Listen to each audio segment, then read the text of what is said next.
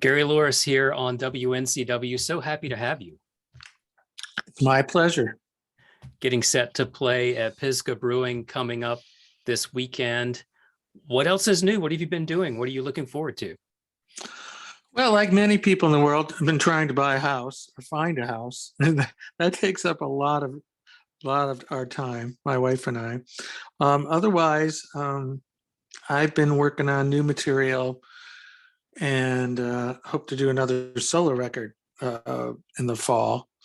And we've been playing some shows and otherwise just um, trying to find time to enjoy the summer. Great. So how has the tour been going so far?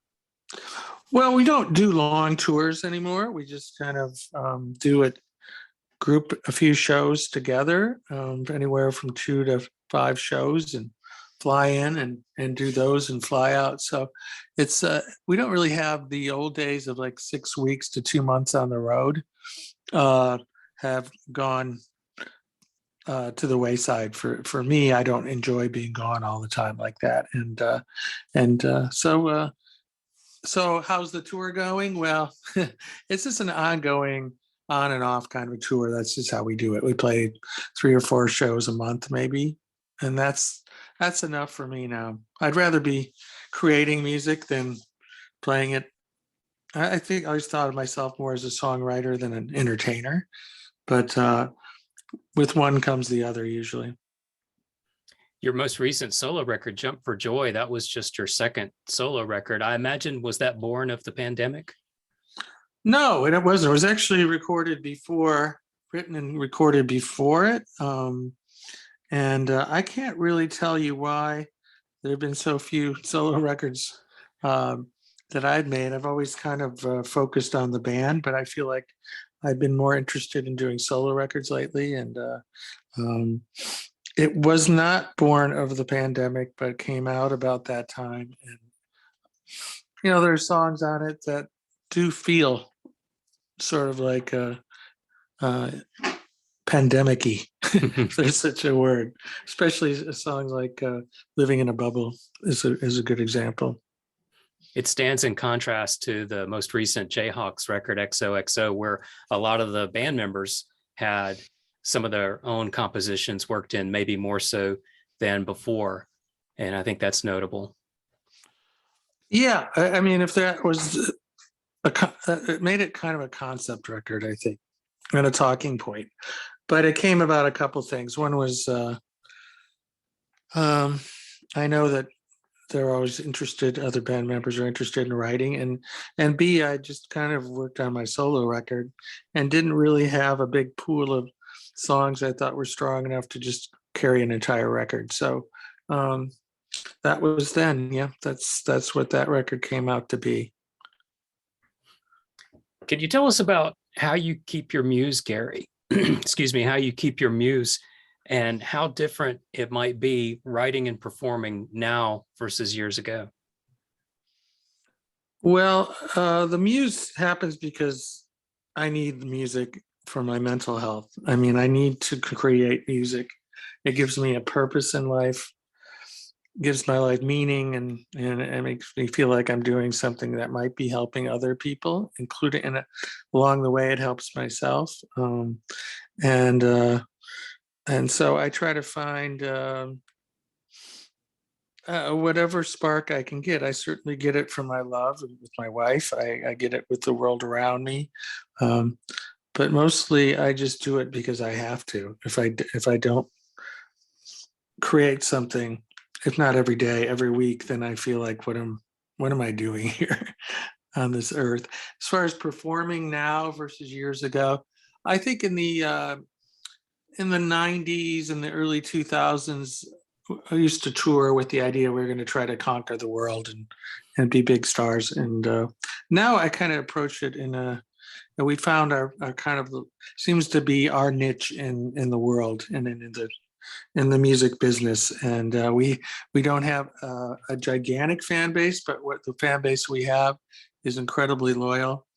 And so I kind of learned to take what we're given at this point and try to think about how we are helping other people bring some joy in their lives instead of trying to become mega superstars. Because it's Well, hard to become a mega superstar when you're 67 years old, you know. right.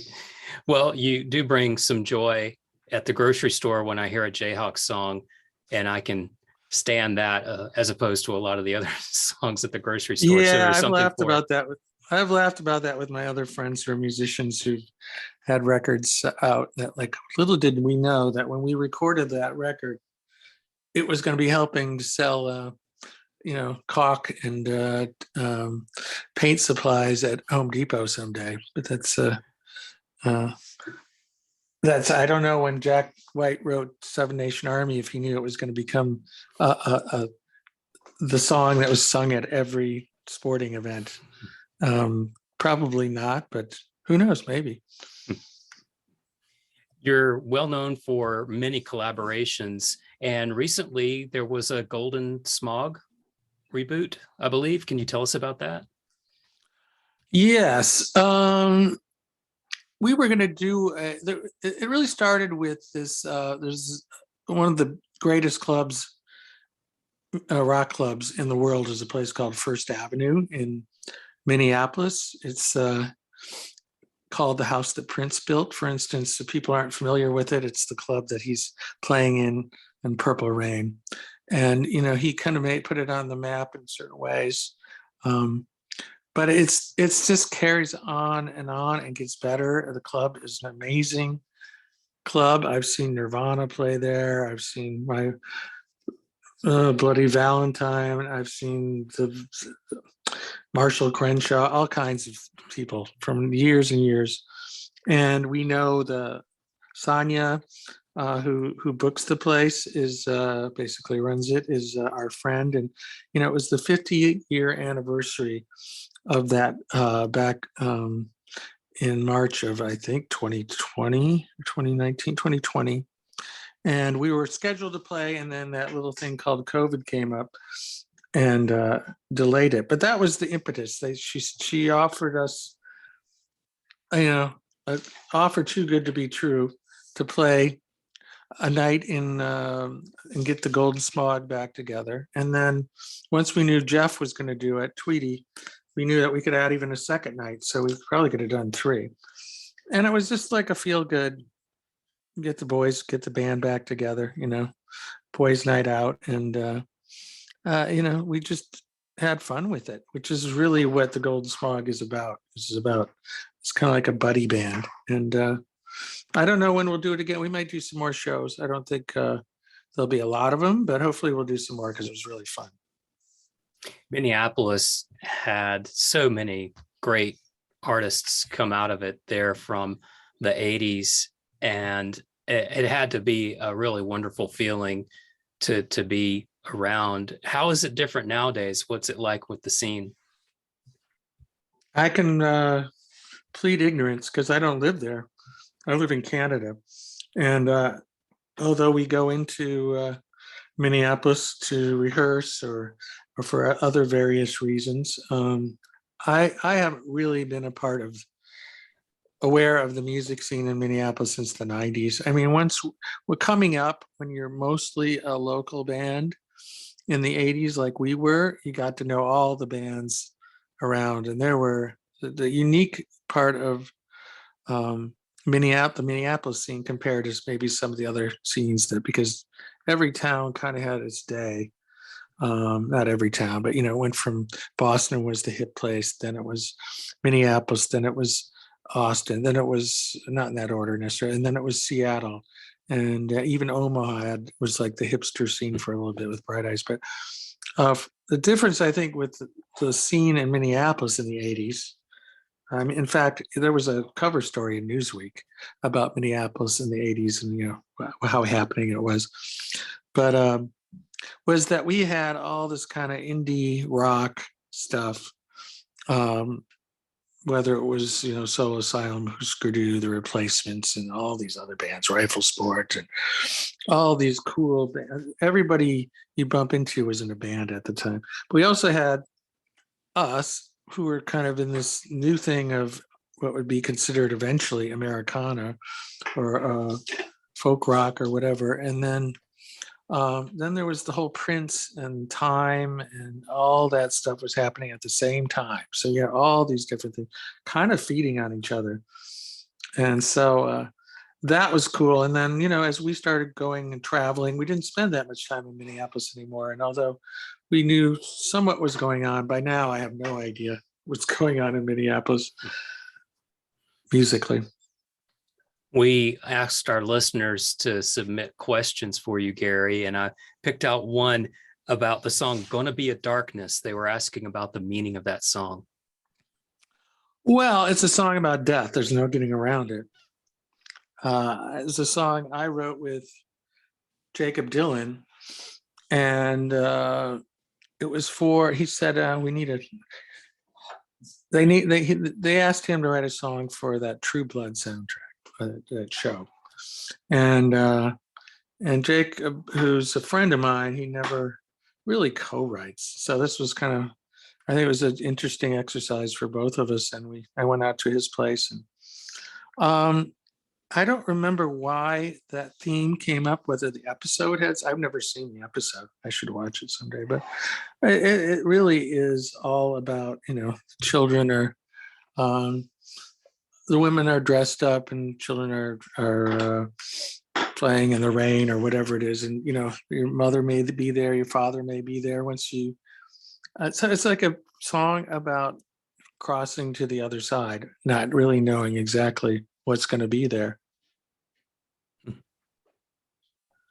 Can you tell us about your next album? Not really.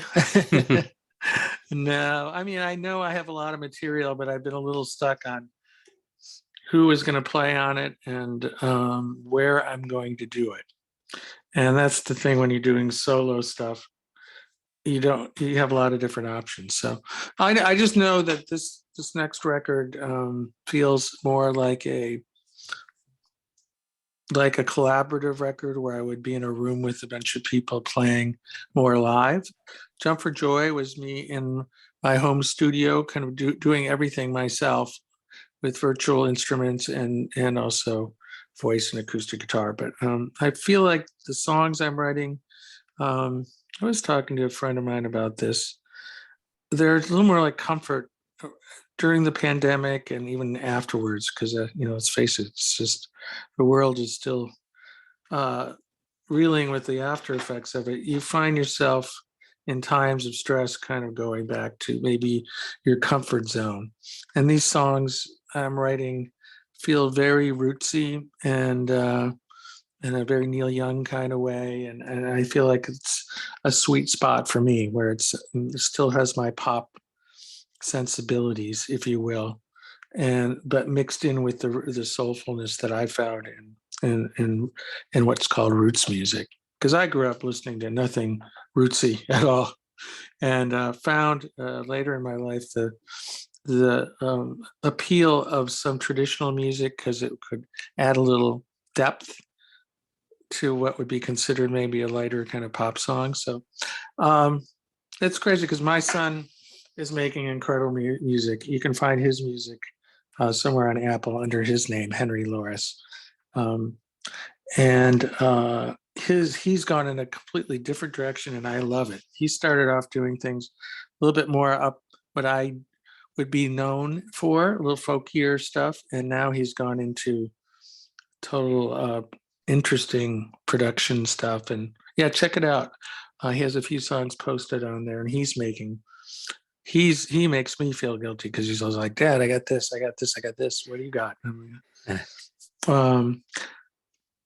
I bet the apple doesn't fall far from the tree there. No, he's like me when I was younger, and just really the excitement of discovery and learning you can do all these different things.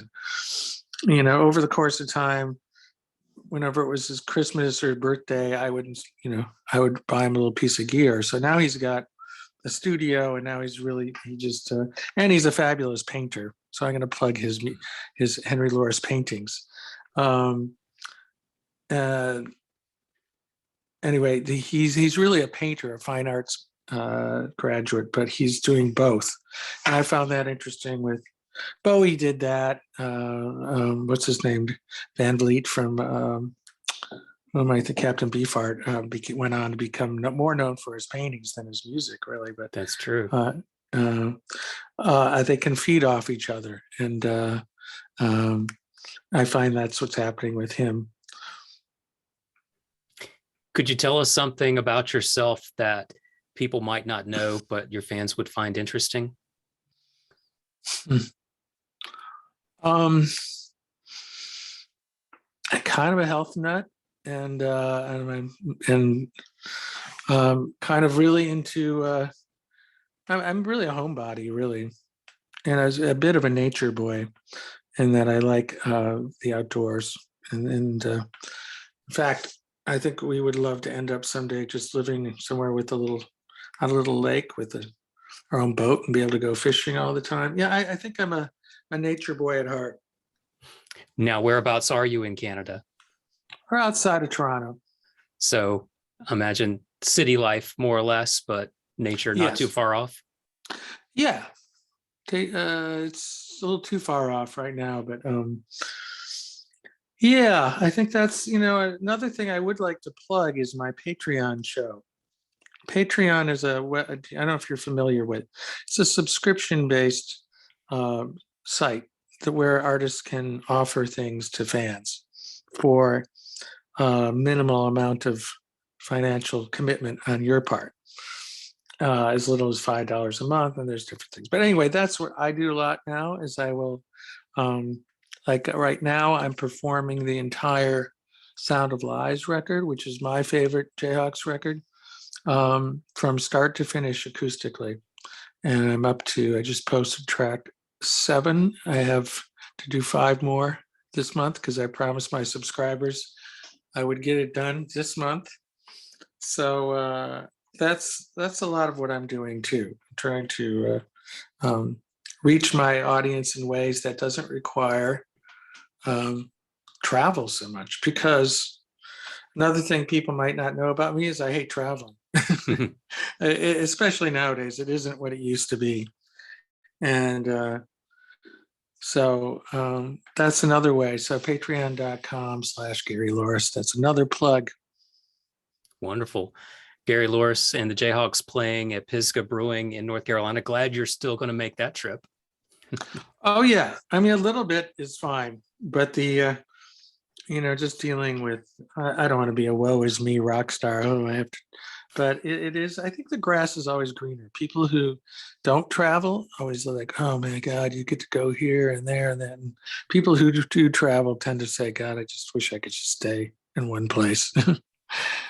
A little bit of it goes a long way, though. Sure. Gary, we're going to let you play DJ today. Would you take us out with one of your picks from the Jayhawks, or anything really? What would you like for us to hear? Well, I did send you a copy of White Squirrel. I don't know if you got that and can play that. All right. That's what I would pick. Otherwise, if you want to play,